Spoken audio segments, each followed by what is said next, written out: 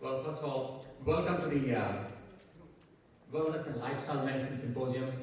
I am Amit Gudigoli, the current president of the Texas Indo-American Physician Society, the Northeast chapter, the TIPS NEC president.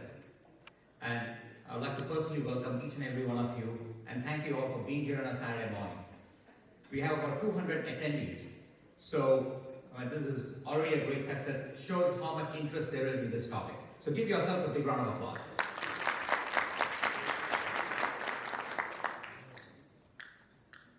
This is the 14th CME that TIPS NEC is conducting. And this is the first one we are having on wellness and lifestyle medicine. And also the first one we are partnering with County Medical Society. So we're very excited to be partnering with the Dallas County Medical Society. You know, the currency of health should be wellness and not treatment of illness. However, in the last several decades, the pendulum has swung to the right. So we've all become people who treat illnesses. And I, as a cardiac electrophysiologist, am the poster child for the current healthcare status. I put defibrillators in patients with prior heart attacks and cardiomyopathy and EF of 20%. So it's a little ironic that this symposium should occur when I am the president. However, this happened, it kind of happened all of a sudden, but last year I had no inkling that we would be here. I have to give credit to an inspiration I got from the last API. API is the American Association of Physicians of Indian Origin. So they had a convention in San Antonio last summer, and they had a wellness track, and I happened to sign up for that. And I have to say, the kind of lectures I heard there from these absolutely awesome people, who are not only great speakers, who not only have great content, but it's their life's mission to spread the word of wellness and lifestyle medicine. So, and I have to give a shout out to Dr. Ravi Kohli, the current president of API, who's been kind enough, he flew in from Pittsburgh to be here. So thank you, Ravi. So, when I got back to Dallas, I said, we got to do something and spread this word to bring this to our physicians, our TIPS members and the larger physician community. So the first thing I did was I called our very own Dean Ornish, our very own wellness guru, Dr. Anup Kumar Shetty. As many of you know, he has conducted several symposiums like this on wellness and given talks.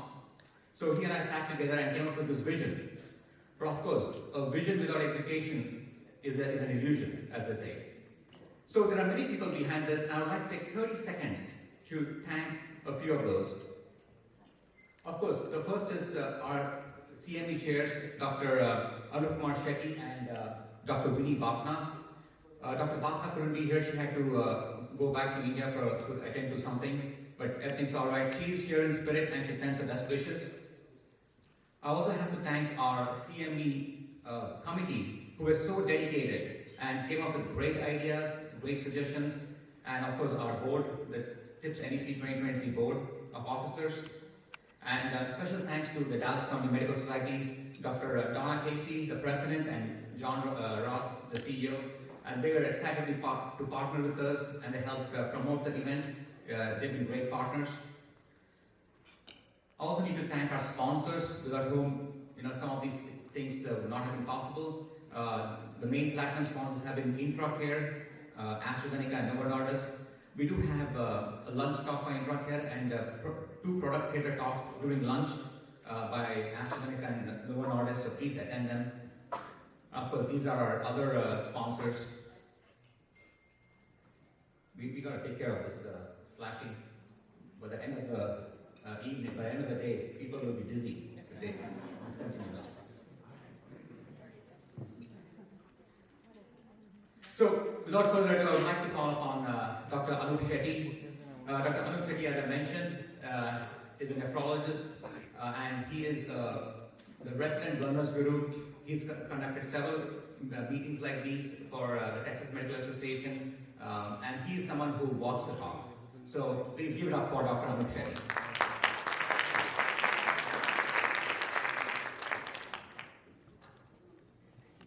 Good morning, everybody. Thank you, Amit, for a very generous introduction. I didn't know that he called me Nordish, so it's good. First of all, welcome. Welcome to my colleagues, both from TIPS Northeast Chapter, API, and Dallas County Medical Center. My job is more housekeeping, and there is a mandatory slide that I have to project to fulfill the CME requirements. I'm going to just read it verbatim. That's what I'm supposed to do.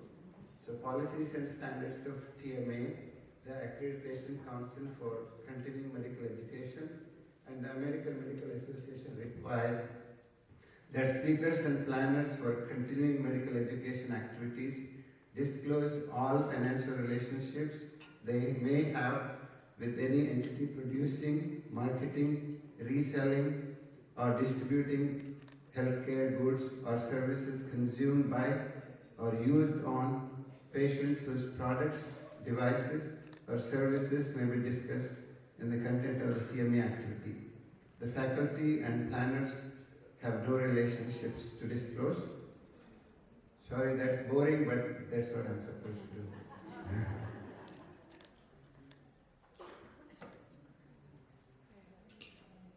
After the session, you all get to claim the CME credits for the hours you attended. So you have to go to the TMA website and click the education bar. Before that, all the Texas physicians who have license in Texas are automatically in the TMA portal. So you just have to establish a password. And once you do that, go and click education. And then click the self-report your CME and put the password again and choose update on wellness and medicine from TIPS and TCMS. It's very easy. I tried it yesterday. It looks laborious, but it goes fairly quick once you get to those tabs. And evaluation is very important for all of us. So please make sure you submit your evaluation. It's not mandatory, but we would really like to have it. That helps us plan the next CME.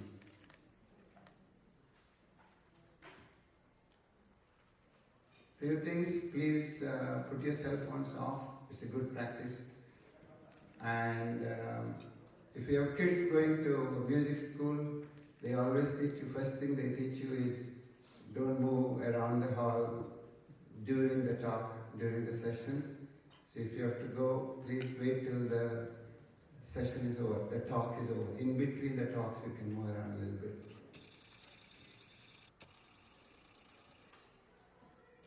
And please use the mics to ask questions. We all think we are loud enough, but for others' sake, it's better. We have 3 mics on 3 parts of the hall. And if you're shy to ask questions, you can write down your questions in the note and give it to one of us. And this is.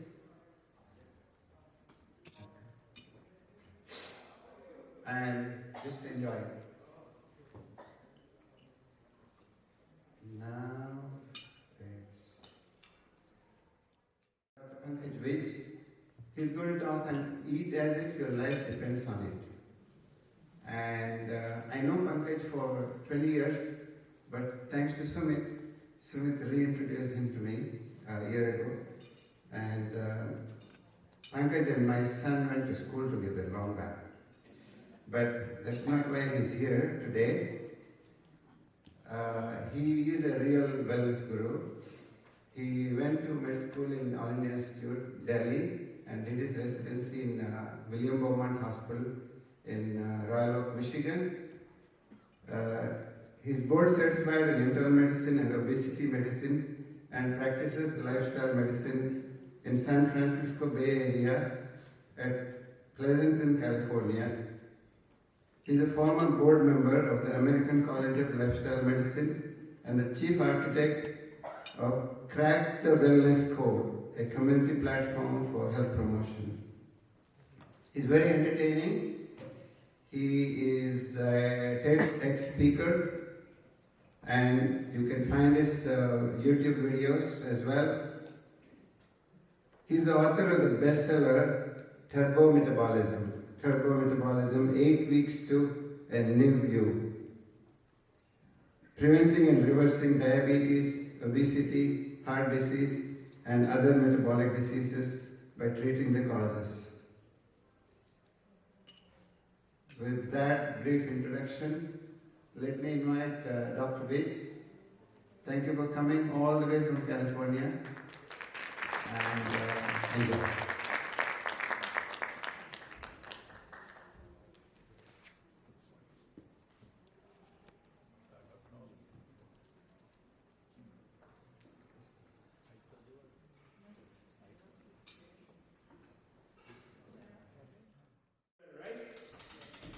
And the flashing has gone away, so no more migraines, vertigo. You can put your medicine away. So I'm delighted to be here. We'll go ahead and get started. We're starting off a little bit late, and I'm going to make this interactive. I'm going to be asking questions, so let's have some audience participation. My job is to wake you all up, and then the following speaker is going to be talking about sleep. So his job will be able to go back to sleep. My objectives are to debunk the top 7 diet myths, the top 7 questions that you have that you've been afraid to ask. The second objective is to learn the meaning of nutritional excellence as the key to health and wellness. And in the process, we'll get the third objective, which is to understand the difference between hunger and cravings, the difference between emotional hunger and physical hunger, right? How many of you think you know the difference?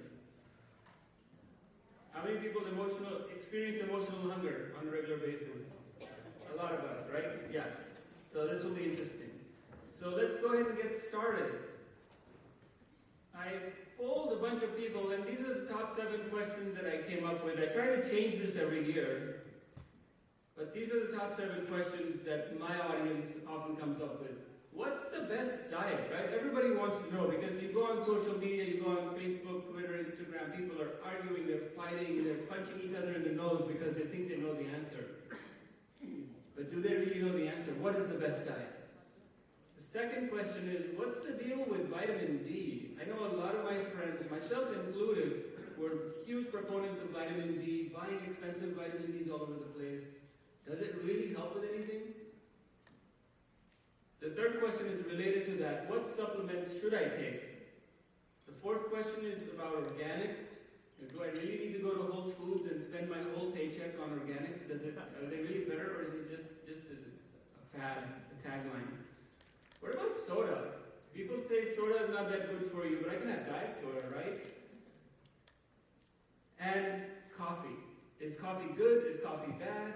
It's like constantly people are arguing about it, and there's something about coffee in the news all the time. Oh, and I missed red wine. That's a big one. That's the huge elephant in the room. How much red wine do I need to drink to live to 100? Does these sound like reasonable questions? All right. So let's get started. So this question about what's the best diet really has been debated not only in lay media, but also in the medical literature for decades. I remember this particular article from the New England Journal of Medicine that was to compare weight loss with diets with different compositions of fat, protein, and carbohydrates. And it didn't really answer the question. There were many other studies that came afterwards, and they don't really answer the question because it's so hard to do. You can't really do a double-blind, placebo-controlled study between chicken nuggets and carrots, right? You can put, unless you're using a different body orifice, you can blind the person. Just kidding. But I think we know the answer. I think we do have a consensus on what the best diet is. And the leading medical organizations actually agree on this, more or less. In fact, last Thursday there was an article in Circulation, which is the Journal of the American Heart Association, that said it very clearly, without any controversy, they made a spectrum, and on one end of the spectrum, the best diets were Mediterranean, DASH-style, pescatarian, and vegetarian. These were the best diets for health, wellness, longevity, preventing heart disease and strokes, and living a long time. And what do these diets have in common? What would be the 3 top things that these diets have in common? Let's shout them out. Fruits and vegetables. Very good. Grains and legumes. Excellent. Lentils are legumes. So they're plant-based diets, plant-predominant diets. So now you might argue that it doesn't have to be 100% a vegan diet, but as much as you can move towards the plant end of the spectrum, you're promoting health. And very clearly they said on the other end of the spectrum, the bad, horrible, terrible, devilish diets were paleo and ketogenic diets. And what's the prominent ingredients in these? Fat, meat, saturated fat, things that come from animal sources. Not so good. Do we need the room to be this dark, guys? Can we turn on the house lights a little bit? You can dim the lights for the next speaker, who's going to be talking about sleep. So the best diet seems to be the ones that are on the plant end of the spectrum. There's no controversy, there's no doubt about it. Don't let anybody confuse you on this one. Now, DASH diet is interesting, right? So we've known about DASH diet for a long time, and as we were waiting, I was looking at these cards on the table from the Texas County Medical Society, and they actually mentioned DASH diet right here. So the original DASH diet came out 20 years ago. What does DASH stand for?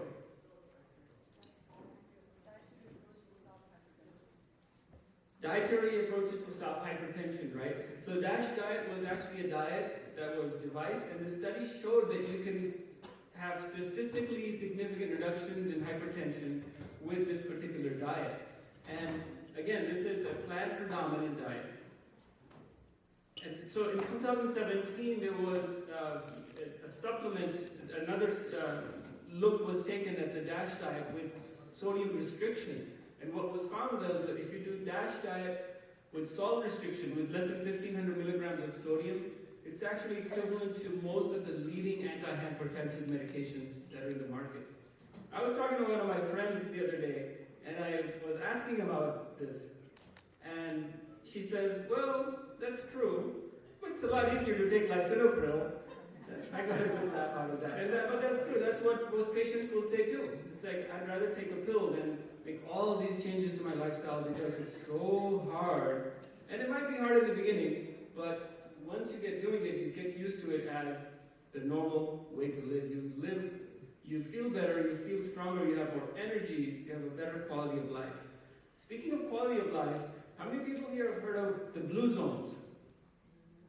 A few of you have heard. Sir, you have your hand up. What is blue zones? There are areas of the world where they compared, and some of the diets are somewhat variable, but majority of them, it's like you said, are plant-based, but they have good social contact relationship, good sleep, and they didn't necessarily go out to the gym and work out every day, but they did a lot of walking and hard physical labor, and their stress level was markedly reduced. Beautiful. So excellent. Thank you for that. So you talked about what they do in the blue zones, which after today's conference, Dallas is going to become a blue zone. We're going to tell you everything that you need to know that people do in the blue zones. The blue zones are areas of the world with the highest percentage of centenarians. And Okinawa in Japan was one place that was identified. The Nicoya Peninsula, Ikaria, so Italy, Costa Rica, Japan, and there was one area that was in the United States. Does anybody know where that is? Loma Linda, California. Beautiful. And what's special about Loma Linda, California? Seventh-day Adventist. Seventh-day Adventist. And what does the Seventh-day Adventist do different? Plant-based diet. Their diet is a huge difference from the rest of America. Seventh-day Adventists eat a completely different diet. They eat a plant-predominant diet. The majority of them, at least if you follow the religion, orthodoxly, there's a lot of vegans and vegetarians in Loma Linda. A lot more than other places. And they do all those other things. They have social connections. They have a purpose. They're walking everywhere. You'll see a 90-year-old man riding his bicycle to go get vegetables. And this is what you see in other parts of the world with longevity. And you look at the diet that they're eating, 67% is sweet potatoes, which is complex carbohydrates. Now you look at the pie chart for the standard American diet, what would that 67% be? It would be processed food, right? 67% of the pie is processed food in the standard American diet. Very different from the blue zones. So I think that question is answered. It's no longer a controversy what the best diet is. It is a plant-predominant diet, whether you're 80%, 85, 90, 95%, as close to 100% plants as you can get. Doesn't have to be 100%, but the closer you get, the better. It's a spectrum. Everything is a spectrum. So what about vitamin D? How many people heard about the VITAL trial, the vitamin D omega-3 trial? Right, I was so excited when this first started. It was an NIH-sponsored study. It was done in Harvard. They signed up 20,000 people to look at the effect, and it was randomized, double-blind, placebo-controlled. They put people on either vitamin D or fish oil, or a combination, or placebo. And the results were disappointing. At least for the vitamin D part, there was really no difference. There was no reduction in cancer and cardiovascular disease in people that didn't already have these diseases. For fish oil, it's a little bit of a nuanced discussion. There was a little bit of improvement in people that didn't eat oily fish once or twice a week, and in African Americans, there was some reduction in cardiovascular events with fish oil. But with vitamin D, really, there was no difference. Hence the recommendations that came out that you don't really even need to be testing. If someone wants to take 2,000 IU of vitamin D daily, fine. And the dermatologists in the room might disagree with me, but I think if you want to get out in the outdoors, get some sunlight, maybe not in the peak hours at noon, but in the morning and evening, get some sun exposure, that's probably good enough. There's no need to think about supplementing and buying expensive vitamin D supplements anymore. Speaking of supplements, what about the other supplements? This is a $120 billion industry, right? So what supplements do we really need to take? There really isn't any clinical trials to show benefit from broad spectrum supplementation. And yet 60% of Americans take a multivitamin daily, which probably doesn't do much. And in reality, a lot of supplements that are tested don't even have the ingredients that they claim to have, or in the quantities that they're claiming to have. And there's some evidence of harm from supplements too. So maybe targeted supplementation, if you're following a vegan diet, maybe take some B12, but there's no reason to just do this broad umbrella insurance policy or multivitamin, even if it's inexpensive. If you're eating a whole food, plant-based diet, if you're eating to live, if you're eating as if your life depends on it. This is a picture that I actually took on I-5, on Interstate 5, going from San Francisco to Los Angeles. And this was when the first time I saw this, I was shocked. And this is really how they're spraying my food. So they have these little airplanes that are flying really low, and they're spraying something on to the field. And that's when I got interested in this. We used to drive a lot from San Francisco to LA at the time, with the kids in the back of the minivan. And I was like, this is what we're buying, and you're telling me that organic food is not any better than conventional? If this is conventional farming, there's no way this can be good for me. And I started reading into it, and for sure, there's a higher incidence of non-Hodgkin's lymphoma, certain leukemias, lung cancers in these farming communities in San Joaquin County. And this is what's getting on the food, so there's no way that this could be good for anyone. And if you read into it, absolutely there's a difference in the nutritional content in conventionally produced produce versus organically grown. Again, does that mean that you need to go spend your whole paycheck at Whole Foods? Well, not necessarily. But there are certain things that you should buy organic if you can. So this is a really good website. It's called EWG.org, the Environmental Working Group. And they come out with a list every year. They call it the Dirty Dozen. So the foods that are on this list are the highest in pesticides. So if you don't want to spend your whole paycheck at Whole Foods, you can buy these organic because these tend to be the highest in pesticide load. And you look at them and you understand why. I mean, you look at the greens, the spinach, the kale, the collard greens. These are things that are on the ground that get eaten by bugs and therefore need to be sprayed like this. Apples, peaches, nectarines, bell peppers, hot peppers, cherries, blueberries. So they look like they're really delicate foods that would be easily attacked by pests, and therefore they need to be sprayed like crazy, and these are the ones that we should try to get organic if we can. On the other hand, there's some that you don't really need to worry about. These are the clean 15. So think about avocados and pineapple and onion. What's in common in these particular items? They have thick peels, there's many layers to the onion, right? So the pesticide can't really get in. And that would be true for most of them, like watermelon has this thick core as well. But what about things like sweet peas, frozen sweet peas? Why would they be in the clean 15?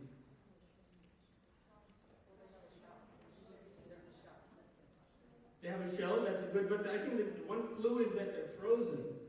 So if they're frozen at the source, then the farmer doesn't have to spray it as much because they're getting frozen. So the freezing plant is right on the field. So they're picking it and they're freezing it. Because most of the destruction from the pests happens in transportation and in storage.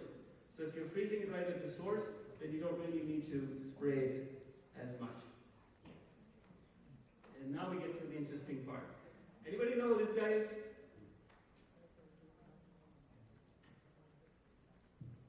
This is a Starbucks card question. Anup is going to give you a $100 Starbucks card if you can answer. So the answer is up there. There's a clue up top. So this is Dr. Deepak Das, PhD. And if you look up the top 10 fraud in medical research, his name comes up.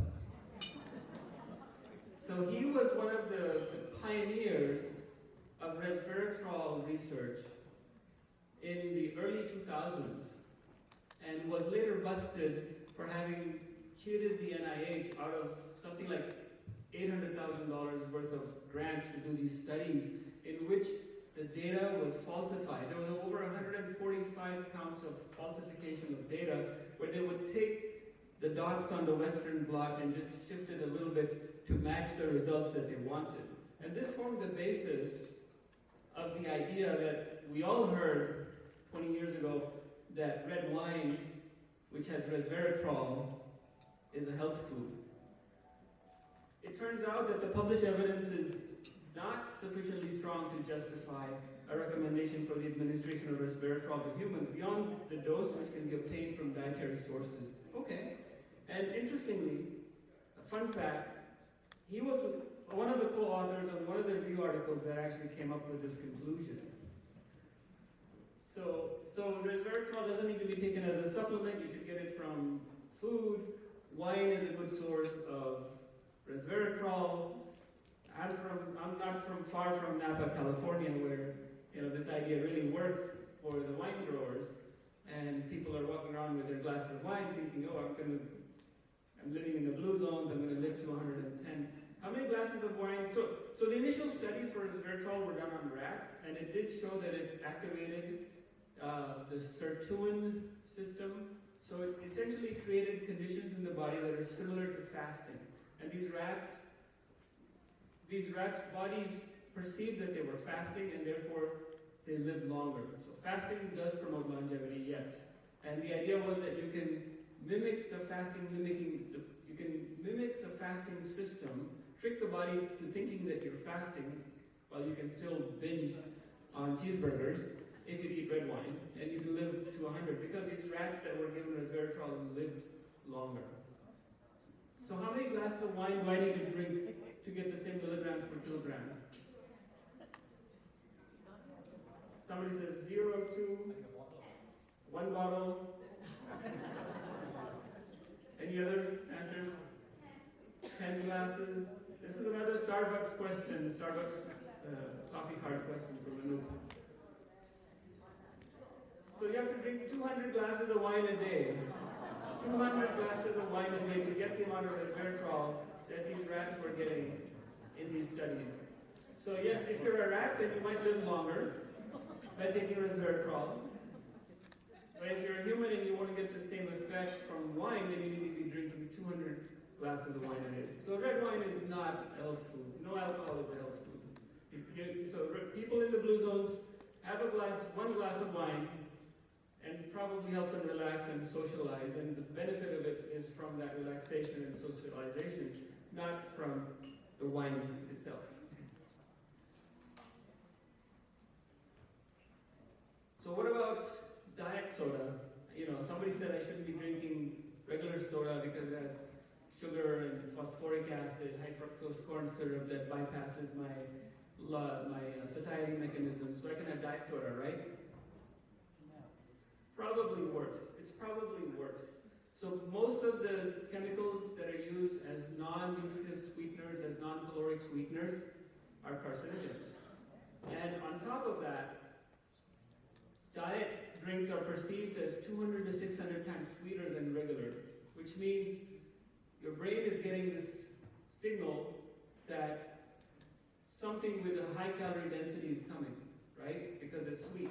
And if it doesn't come, now I'm going to crave, I'm going to grab the chocolate chip cookies, I'm going to grab the muffin. Hence you see someone with a can of Diet Coke in one hand and this really sugary dessert in the other. Yes? Is Truvia any better? So Truvia is a brand name, the chemical is stevia. Stevia is a plant. The problem with Truvia and other brand name products that claim to contain stevia is that they have other additives too, like maltodextrin and other things. So unless you grew the stevia in your own garden and you know that that's all it is, you don't really know what you're getting in that packet. So it may not be any better. Monk fruit. But again, so this monk fruit extract is, you can buy monk fruit extract, which is again a packaged product in the store. You have to look at what else it has. If whatever you're buying is 100% stevia or 100% monk fruit, it's probably better than other options. But ideally, we want to move towards getting used to not having that extra sweetness added. And if we want some sweetness, maybe get it from fruit, from actual fruit. How many people have you ever seen the monk fruit? You have? I don't know what a monk fruit is. And is it something that you can buy at a store? Okay, so maybe using something like that, and or dates, and sweetening your dessert with something that you can actually see in the ingredients you can pronounce, and it's a product, it's a substance that it's a naturally growing thing that you've seen in the world, then it's probably more reasonable. This is a fun one. How many people had coffee this morning? So is coffee good for me or bad for me?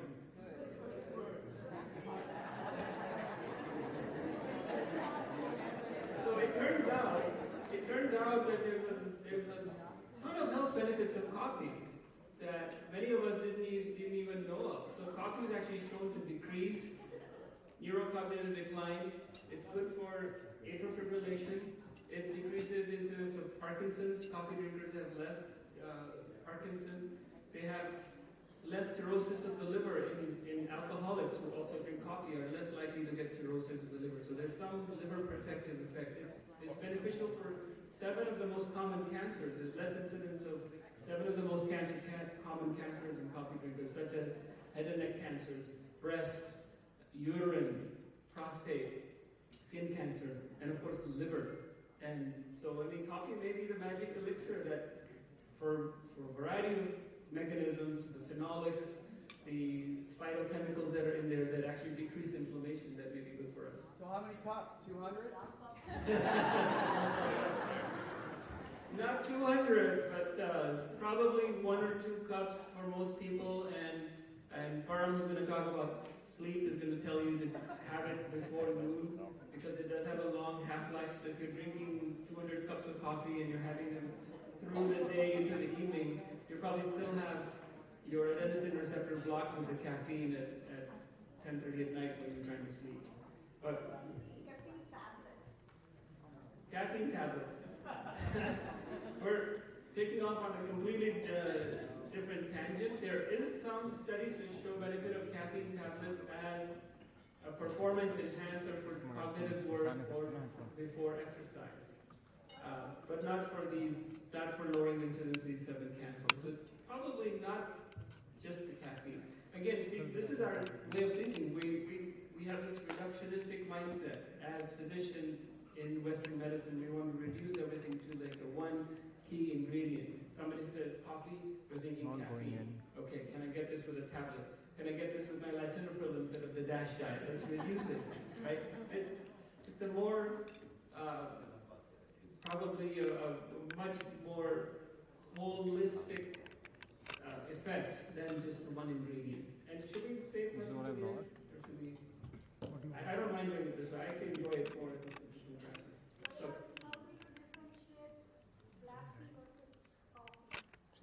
how do you differentiate black tea versus coffee? So there are actually significant benefits with theanine as well. So theanine is what's in tea, caffeine is what's in coffee. Oftentimes when you buy tea here in the stores, they talk about caffeine content, but there are actually significant anti-inflammatory benefits for tea as well. So for you tea drinkers, black tea drinkers, you also are getting significant benefit from the tea as well. Black tea.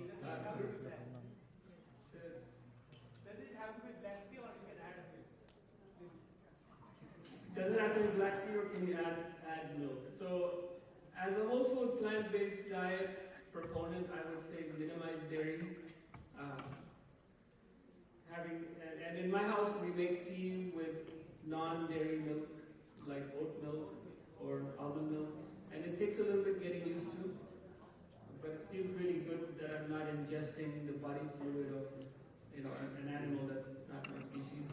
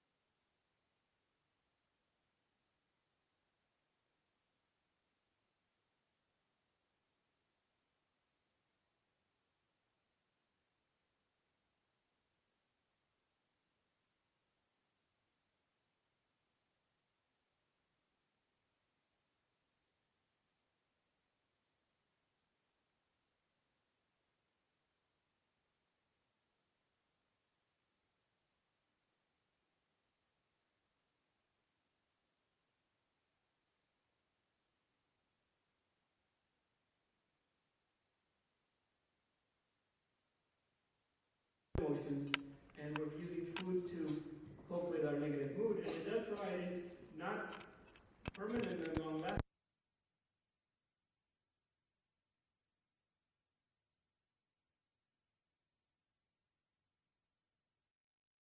But with physical hunger, you will. And you'll stop eating when you're full.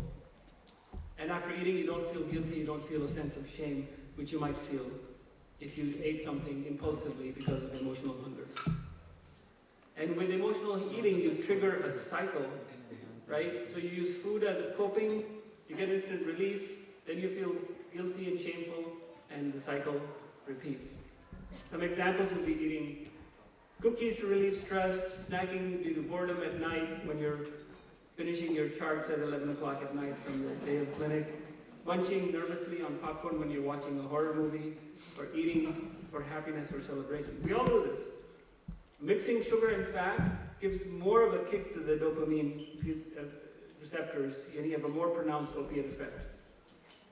The result is systemic insulin resistance. When the body stores fat in areas that are not designed to store it, in the liver, in the muscles, you develop insulin resistance. Those receptors are blocked. Now it doesn't matter who you are. You could be someone famous, you could be rich, like these celebrities.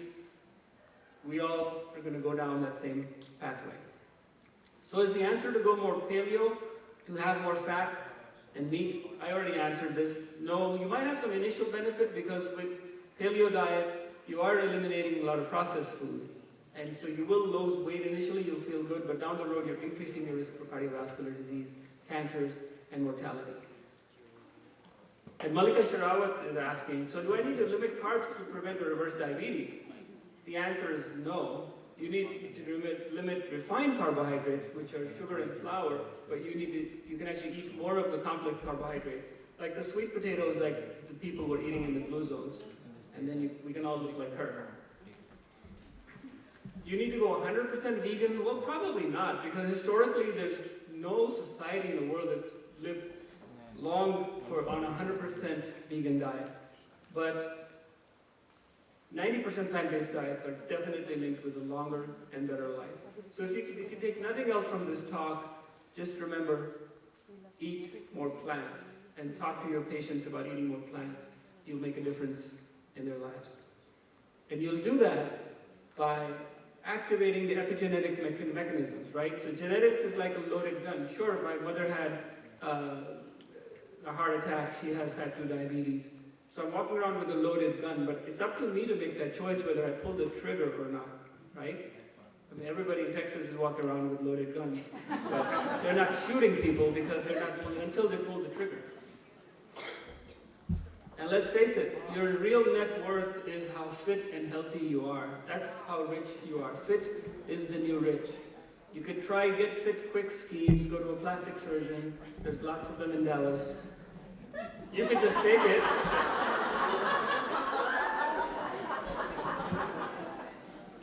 Some of us will blame destiny, oh, this was meant to be. I didn't really have any say in this, this is my kismet. But the good news is that you do have the power, because by treating the root causes, you will prevent and reverse diabetes, obesity, and heart disease. And that's the power of lifestyle medicine. The power of harnessing the master levers of health, what we do with our forks, feet, and fingers, with rest, relaxation, and relationships. And it's our sincere hope that this is what's going to happen today to those of you that are here in the audience, that you will experience a transformation for yourselves, when you go home, for your spouse, for your children, and then this is the message that you'll take back to your office when you go back to see patients on Monday.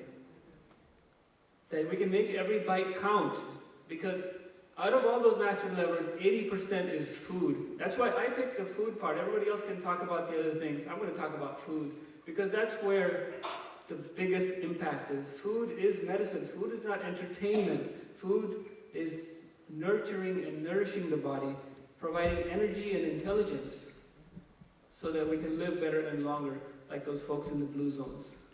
Because eating for health instead of eating for entertainment is a conscious commitment. And you cannot heal disease until you stop eating the food that caused it in the first place. So please eat as if your life depends on it. Thank you.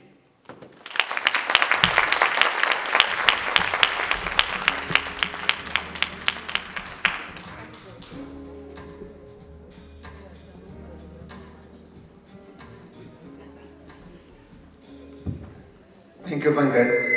Hopefully something good. Thank you for making up the time as well. And I do have a comment. I really like the word that you have used, nutritional excellence.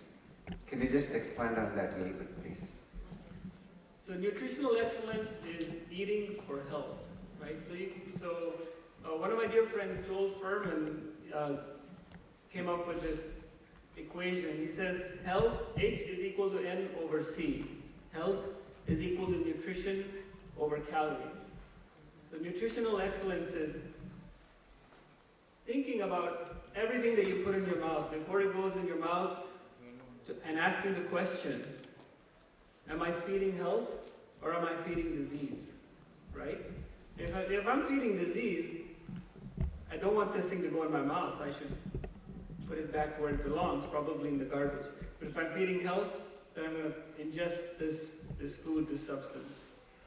And health is equal to nutrition over calories. So if we maximize nutrition and find nutritional excellence in everything that we're ingesting, while minimizing calories, that's the way to achieve optimal health. And you think about how most people are eating, it's the opposite of that, right? We're eating foods that are high in calories and low in nutrition. So let's flip that over for nutritional excellence. Yes, question in the back. Mic work?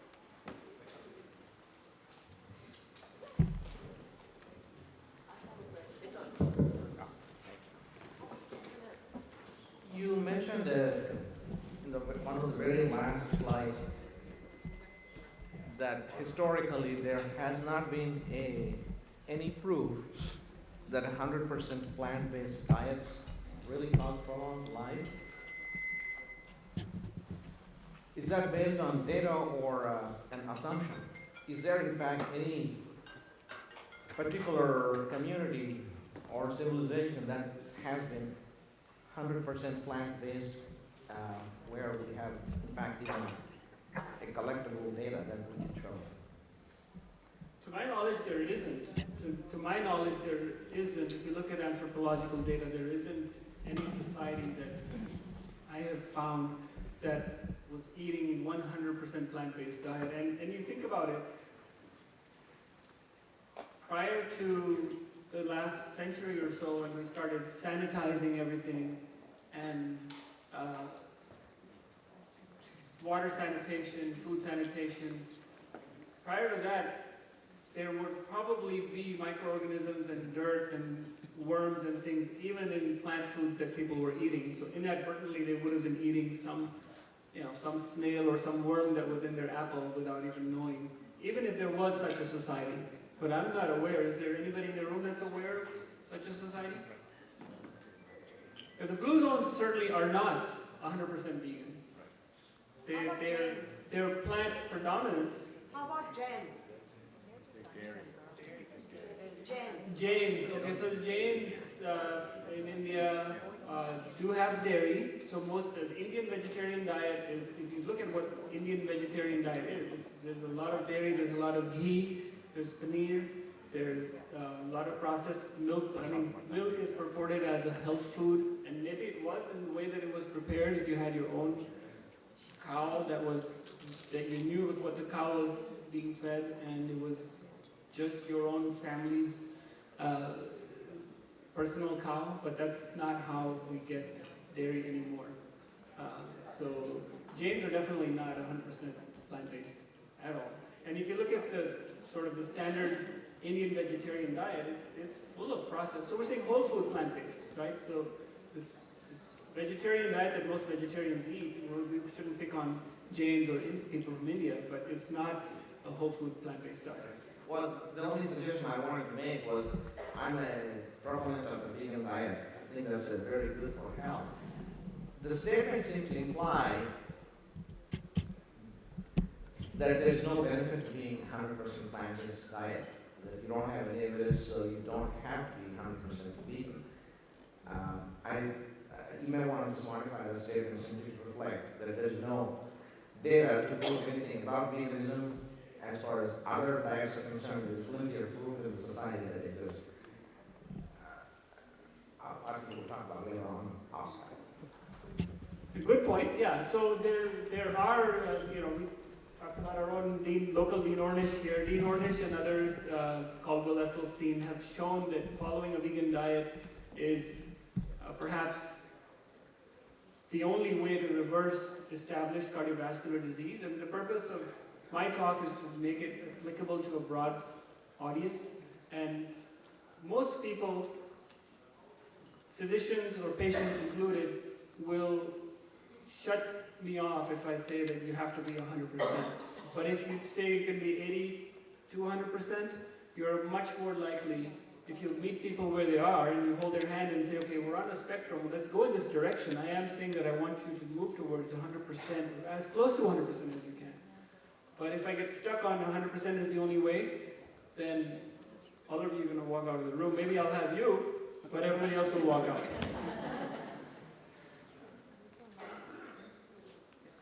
Thank you, everyone.